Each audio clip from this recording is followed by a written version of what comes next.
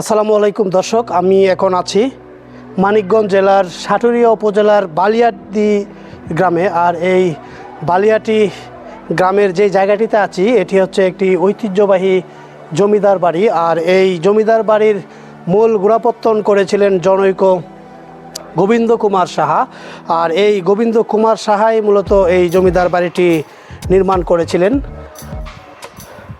গোবিন্দ কুমার বা গোবিন্দ রাম সাহার যেই পরবর্তী বংশধরেরা ছিল সেই পরবর্তী বংশধরদের মধ্যে কিশোরীলাল রায় চৌধুরী এবং রায় বাহাদুর হরেন্দ্র কুমার রায় চৌধুরী কিন্তু তৎকালীন শিক্ষাক্ষেত্রে এই এলাকার জন্য বিশেষ অবদান রেখেছিলেন।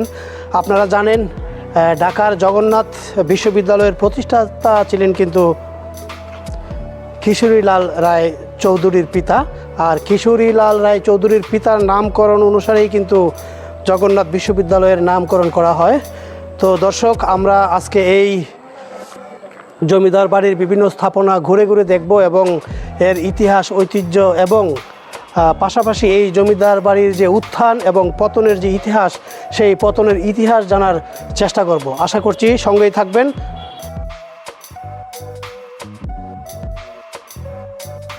বালিয়াটি জমিদার বাড়ি।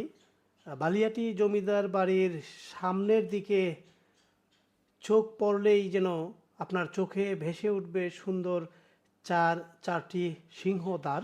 আর এই চারটি সিংহদ্বারের উপরেই কিন্তু খুব সুন্দর এবং দৃষ্টিনন্দনভাবে পিতলের তৈরি যেই সিংহ, সেই সিংহ তৈরি করে কিন্তু প্রত্যেকটি সিংহদ্বারের উপরেই সুন্দর করে রাখা হয়েছে।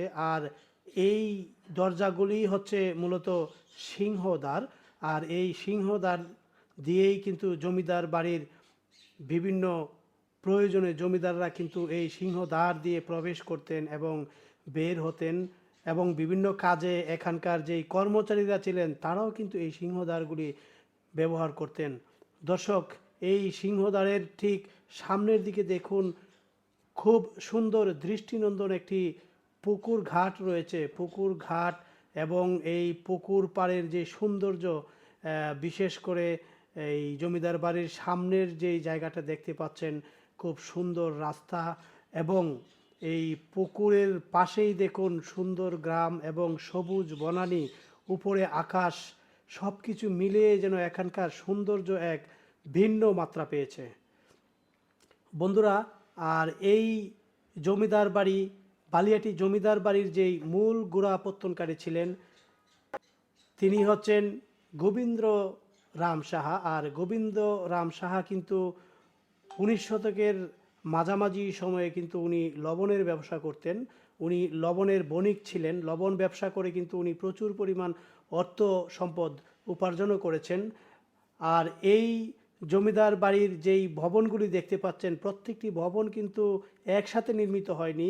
এক একটি ভবন জমিদার বাড়ির যে উত্তরাধিকার ছিলেন, এই উত্তরাধিকাররা কিন্তু বিভিন্ন সময়ে এই ভবনগুলি নির্মাণ করেছিলেন। বন্ধুরা, আপনারা প্রথম যেই জমিদার বাড়ির 4টি ব্লক বা 4টি বড় ভবন দেখেছেন, ঠিক সেই ভবনের পিছনেই কিন্তু 4টি আরও ভবন রয়েছে। আর এই ভবনগুলি ছিল জমিদারদের অন্দরমহল। এখানে জমিদার পরিবারের লোকজন বসবাস করতেন। আর এই ভবনের পাশেই কিন্তু আরেকটি পরিত্যক্ত ভবন রয়েছে, যেই ভবনে তখনকার সময়ে জমিদারদের বিভিন্ন পেয়াদা এবং কর্মচারীরা বসবাস করতেন এবং সেখানে গাড়ির গ্যারেজ ছিল। বলতে গেলে আসলে ঘোড়ার যেই গ্যারেজ বা ঘোড়া রাখার জায়গা ছিল, সেটিকে আমরা ঘোড়াশাল নামেও চিনি। ওখানে কিন্তু ঘোড়া রাখার জায়গাও ছিল। দর্শক, সব মিলে এখানকার সৌন্দর্য এবং এই বাড়িটির নান্দনিকতা আসলে যে কাউকেই কিন্তু বিমোহিত করবে।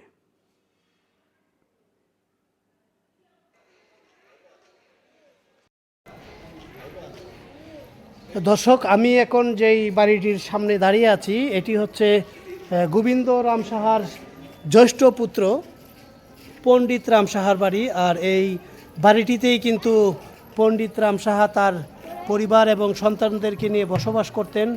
আপনারা দেখুন, বাড়িটি কিন্তু একেবারেই পুরনো জীর্ণ শীর্ণ অবস্থায় পড়ে আছে। আর এই বাড়িটিতে মোট 21টি কক্ষ রয়েছে। বাড়িটির নান্দনিক সৌন্দর্য আসলে বলার উপেক্ষা রাখে না। এখানে আপনারা দেখতে পাচ্ছেন সেই ইট এবং সুরকির যে অপূর্ব সংমিশ্রণ, সেই অপূর্ব সংমিশ্রণে কিন্তু এই বাড়িটি তৈরি করা হয়েছে। দর্শক, এখন যেই বাড়িটি দেখছি এটি হচ্ছে জমিদার গোবিন্দরাম সাহার অপর আরেক সন্তান দধিরাম সাহার বাসভবন। আর এই বাসভবনেই কিন্তু দধিরাম সাহা তার পরিবার এবং সন্তানদের নিয়ে বসবাস করতেন। আর এই বাসভবনের দুই পাশেই দেখুন সন্ধ্যাকালীন পূজা করার জন্য দুটি ভবন তৈরি করে রাখা হয়েছে। এই যে একটি ছোট্ট ভবন দেখছেন, এই ভবনেই কিন্তু সন্ধ্যাকালীন সময়ে দধিরাম সাহা পূজা পার্বণের জন্য এই ভবনে নেমে আসতেন। ঠিক দধিরাম সাহার যেই বাসভবনটি রয়েছে, বাসভবনের অপর পাশে কিন্তু আরেকটি সুন্দর সন্ধ্যাকালীন পূজা করার জন্য আরেকটি ভবন তৈরি করে রাখা হয়েছে। দেখেন, এই ভবনটিতেও কিন্তু উনি সন্ধ্যাকালীন পূজা করতেন এবং বিভিন্ন সময়ে উনি আসতেন এবং প্রার্থনায় সময় কাটাতেন। বন্ধুরা দেখুন, জমিদার বাড়িটি আসলে নান্দনিকতার দিক দিয়ে সেটা আসলে বলার অপেক্ষা করছে না। আপনারা দেখুন, বিভিন্ন জায়গা থেকে বিভিন্ন পর্যটক কিন্তু এখানে ঘুরতে এসেছেন।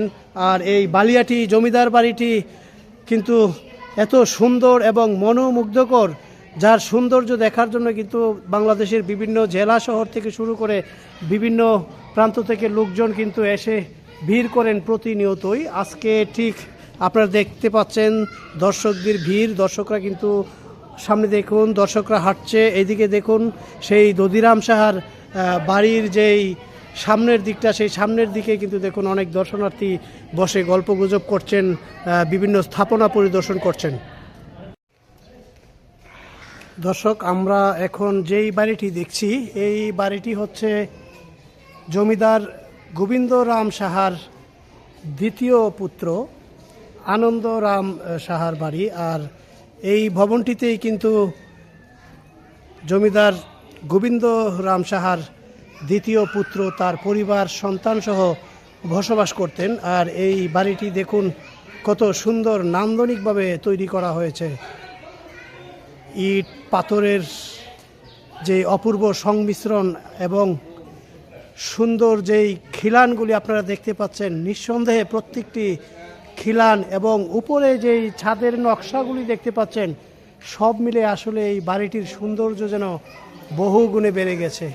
আসলেই আরেকটি জিনিস দেখেন, সেই বাড়ির যেই খিলানের যেই পিলারগুলি তৈরি করা হয়েছে, সেইগুলির পুরুত্ব দেখে আসলে অবাক হওয়া ছাড়া উপায় নেই।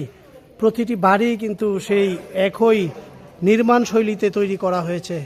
আর জমিদার গোবিন্দরাম সাহার তৃতীয় পুত্র আনন্দরাম সাহা কিন্তু এই ভবনটিতেই বসবাস করতেন এবং এই ভবনের ভিতরে কিন্তু প্রায় 48টি কক্ষ রয়েছে। প্রতিটি কক্ষেই কিন্তু বিভিন্ন ধরনের কার্য সম্পাদন করা হতো, বিভিন্ন ব্যবসায়িক কার্য সম্পাদন কিন্তু এই ভবনটিতেই করা হতো।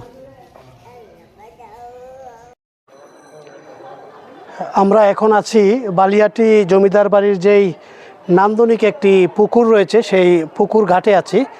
আর আপনাদেরকে ওই পুকুর ঘাটের সমস্ত দৃশ্য ইনশাল্লাহ দেখাবো।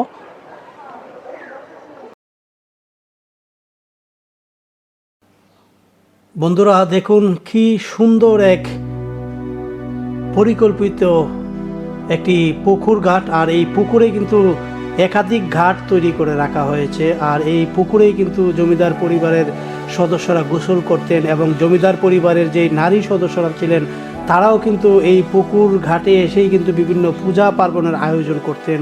আজকে জমিদারি প্রথা নেই, জমিদার নেই, কিন্তু সেই পুকুরটি যেন আজও ইতিহাসের সাক্ষী হয়ে জমিদারদের কথা আজও যেন আমাদের মনে করিয়ে দিচ্ছে।